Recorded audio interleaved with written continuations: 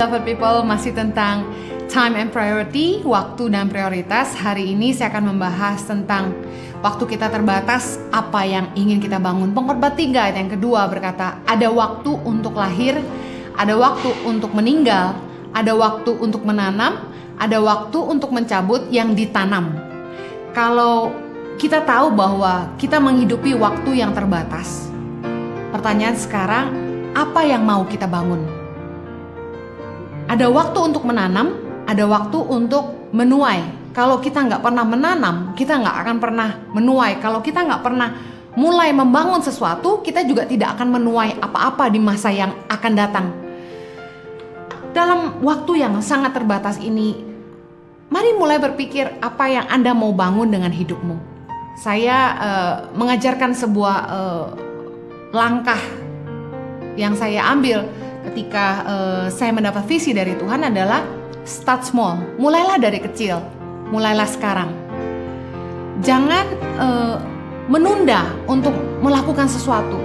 Kalaupun harus mulailah dari yang kecil, tapi lakukanlah sekarang. Mulai fokus kepada apa yang menjadi visi, apa yang mau kita kerjakan dan apa yang kita mau bangun.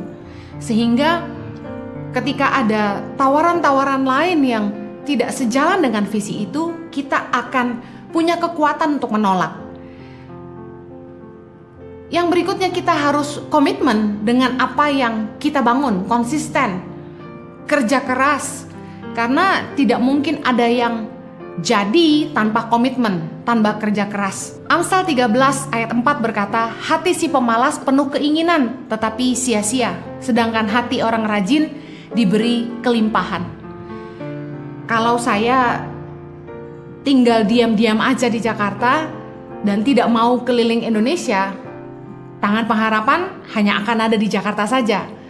Tapi karena saya pergi keliling Indonesia, sekarang Tangan Pengharapan ada di 70 titik di seluruh Indonesia.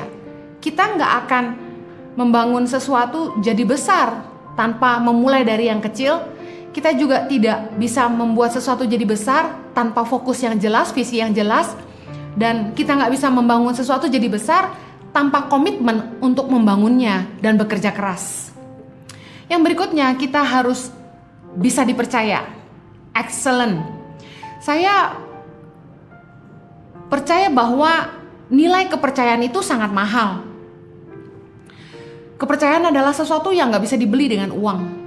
Amsal 22 ayat 1 bilang, nama baik lebih berharga daripada kekayaan besar, dikasihi orang lebih baik daripada perak dan emas.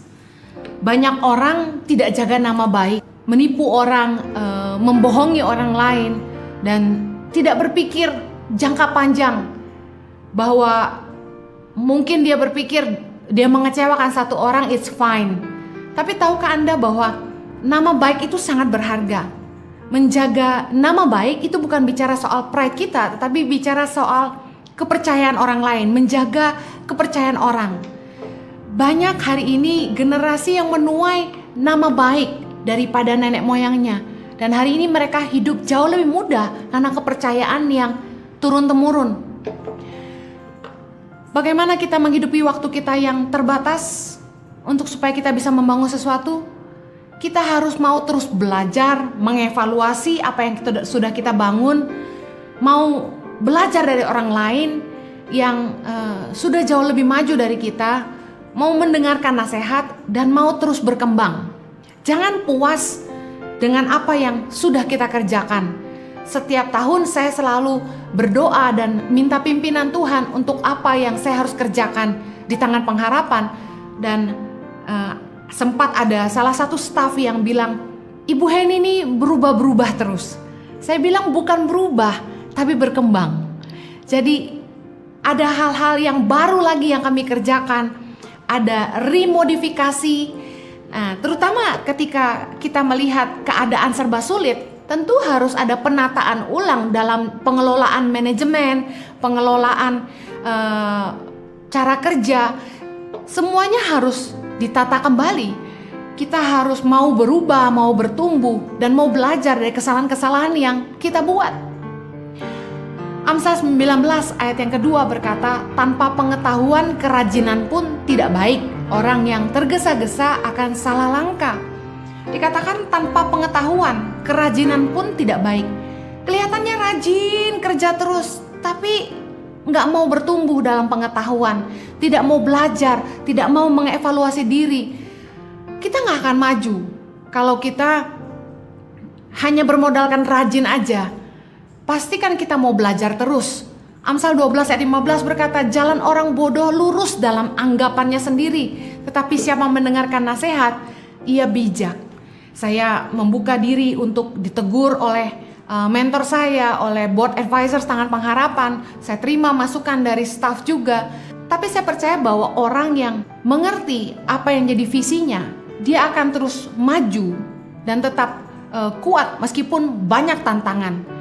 Masukan-masukan dari orang bukanlah tantangan, tapi membuat bahan pertimbangan supaya kita jadi lebih bijak dalam mengambil keputusan ke depan. Kalau Anda tahu waktumu terbatas, jangan sia-siakan waktumu. Pastikan kau mulai merenung apa yang kau mau bangun dengan hidupmu. Start small, start now. Tuhan Yesus memberkati. Live a better life.